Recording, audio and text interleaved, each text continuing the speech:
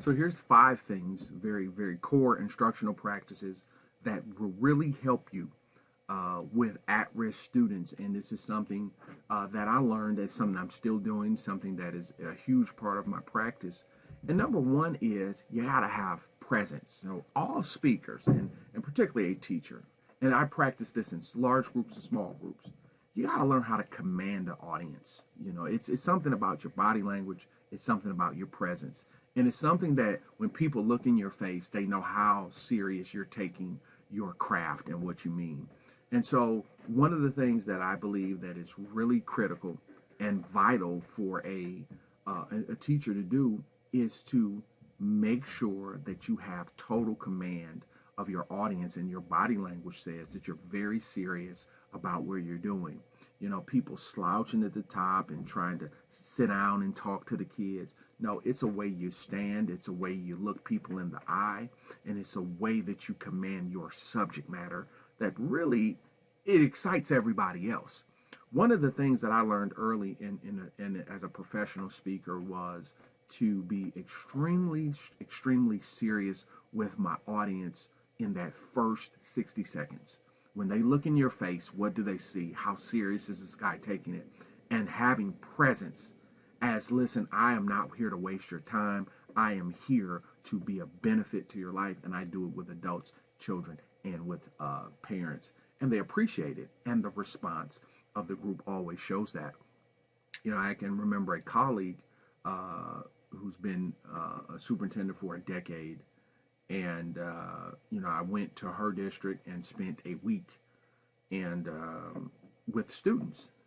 And she said at the end, she said she's never seen her students that quiet for anybody. Doesn't matter who it is. Well, it's just, I understand the kid. I understand what it's like to be that kid, but to sit in that seat and to have a guest speaker. I know what that's like. So I realize that I have to present myself in a way that's going to get to this guy, to this young lady. I recognize that. And so I can remember, this is amazing. I had a group at a school. Now, this was a very aggressive situation. This was a very street situation. This was a very street neighborhood. And so these kids they was about it. It was very street oriented. That's where they from. You can tell. That's what they were exuding. So they made me have to go to another level of presence, because the previous 2 groups I was with, I was just able to go in there. Hey, all right, guys, y'all ready? Boom, boom. But this group, nah. This group was kind of like intentionally trying to, like, man, who is this guy? Bleep, bleep. They in their dialect. I had to go to their level to snap them out. Now, some people say, well, why didn't you just put them out, Jackson? Well, I came for them. So what benefit are they going to get outside? That's why I had to, a lot of times, when I'm going around the schools and working with the parents, I have to tell my colleagues, the principal, who's there protecting me and keeping the integrity of the education going forward, like, hey, I'm going to get them out of here. You're going to get up and get out. I don't need that. I don't need you. I don't need that kid out. I need that kid sitting there. I got them. Yeah, they acting crazy while I'm talking. I got them. They are part of my lesson. You understand? They're a part of my lesson because they're going to learn today on my watch. But see, and I understand what the principal and superintendent is saying. They're being rude to you. But I don't take it that way. Why? The presence of my class is to I see the kids that have barriers. And so what we want to do is always be a person whose presence lets that kid know, hey, listen, man, what you're doing is not helping the situation. What I have for you will. Number 2, you have to set classroom expectations and boundaries. So even with adults, I have to say, guys, put your cell phone away. I'm offended when somebody's got their cell phone out when I'm talking. I've been over this last month, I've talked to over 2,000 children about why cell phones should never be in an academic environment. And the facts are that I've got to do the same thing with adults. It's that adults don't recognize the same thing. First of all, in boundary, in my training, let me tell you right now, I think it's rude to have your cell phone out. It's rude for you to be sitting there doing that crap while I'm talking. And so I set that boundary and that expectation for my classroom. I tell everybody we're going to have a break every 15 to 20 minutes. So you get your break, get out, come get back in here. Let's get back to work. I'm telling you what to expect from me. I'm telling you what I'm expecting from you. And when you do that, you get better results. Until the teacher can set that, you're going to struggle. Until you can set it, you're going to struggle. Number 3 says, I use 5 minutes of my time to connect with the students. So whether that's adults or kids, particularly with challenging young people, I have to connect with you first. So this is why I like to start fast. I like my classes to jump off quick. So in my head, I already know what my first 2 minutes is going to be. I plan that every single day, every single hour, every single session. Every single session. I teach every day. You have to realize teachers are a very tough audience. But then, when I go to school, they're giving me larger groups than a teacher would have. I'm doing a student assembly. I asked them to keep them low, but they still going to send 100 people in there, which makes it hard on me. And I got to keep that situation under control. So I have to connect with the people who came to hear me every day. Connect. So I use my first 5 minutes to connect with what you're dealing with what's going on with you. I want to connect to your world because I came for you. Number 4, clearly explain to the students why we're doing what we're doing. Okay, so what did we just say? I just showed you tax-paying American citizens. Tax-paying American citizens. The goal of me being here is to make sure all my students graduate and have a plan for their life. That's my job. My goal for every teacher who comes to my training is so that teacher can manage not only the in-classroom process, it's the out-of-classroom process, so that it's a healthy a person emotionally is very healthy. That's my goal in every situation. So I have to tell you exactly why we're doing what we're doing. What's the purpose of this video? To help us better teach and instruct difficult students in challenging learning environments. We have to improve our instructional practices. We're not going to improve our schools until our instruction gets better. The instruction, like a lot of times, very fragile instruction contributes to behavior issues. And that's just the facts. And it's something that when the kid doesn't know why he's in there, doesn't know why this is a translation to their life, they blow it off.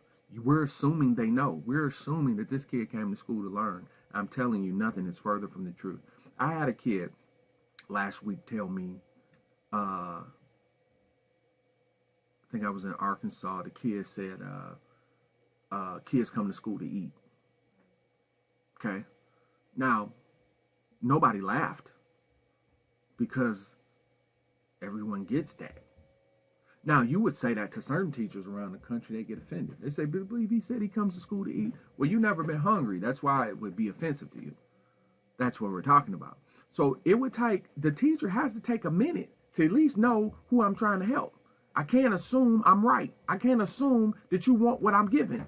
I have to, and see, this is, as a trainer, this is why we keep that high rating.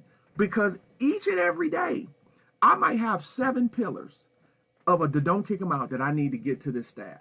Do you realize I can see from dealing with this group that if I got them this one and we got this barrier down for this group, it would change their life and their school year and school trajectory. But I would have to see that. You have some people that are so hell-bent on pushing an agenda, but it's your agenda. I got to help the student. And if I have to say, okay, how can I get you and move you forward? What do you want from me? When I know that as an instructor, my job gets easier. It gets easier. Guys, I think we're working too hard, and that's what I'm saying. And last but not least, plan and prepare for every class, every day. Plan and prepare every day. You got to be prepared. Not being prepared is unprofessional, and it makes your job and life hard. As an instructor, you got to be prepared. Lesson plans help, but you got to also prep in your lesson plan. A lot of times our prep periods are being used to talk, have negative moan hours and to do surf the internet and do other things. Prep periods are legitimately what they're made for. Prep. We have to prep. So a lot of times, some schools that I go to, that prep period is the period they come, it's their decision to come for instruction. So they'll have that little time with me, and I'm going to give them something. We're not going to waste that time. So I'm appreciative and of the honor that the people show me, that they'll use their prep. The principal set it up. You can come or not. but we always have 100% when I'm there. The people want to come because I'm giving them something they can use to improve their life and their instructional practices and relationships with our students. Hope these things helped. In understanding, listen, foundational pillar, in order to improve behavior in schools. People are like, let's get the behavior under control, then I can teach. No, let's be a good teacher first, and then let's build and let's start working the kinks out of behavior on the back end. It's not, you got to be, the instructional piece cannot lack. I cannot have a school with boring teachers and teachers that are disconnected from their population and they're teaching over the heads of the kid. Good instructional practices have the ability to limit a lot of this foolishness. We can have kids that do want to have behavior issues, but what we're teaching actually helps them to manage and reflect on their own behavior. And that's where setting expectations, boundaries, using 5 minutes to connect with the kid, listen to the kid, see what's going on with them, and then clearly connect them to what you're doing. Here's why we're in geometry. Here's why we're in chemistry. Here's why you're in math today. Here's what you're going to use it for. Making that connection is what will help us ultimately in making our job easier. Listen, we're working too hard. We're working way too hard. If you know this is the type of thing your school needs to be doing, in the upcoming videos, I'm going to be laying out exactly the type of program we have been running over the last 2 years that have allowed us to partner and become faculty with right now approaching 20 schools around the nation where you're a part of the faculty and a part of the fabric of their school year. What that does is you go from the program of trying to do a training here and there, but then you have a consistency of programming and a consistency of the way it's done, to where the staff takes advantage of it, the parents take advantage of it, and the students take advantage of it.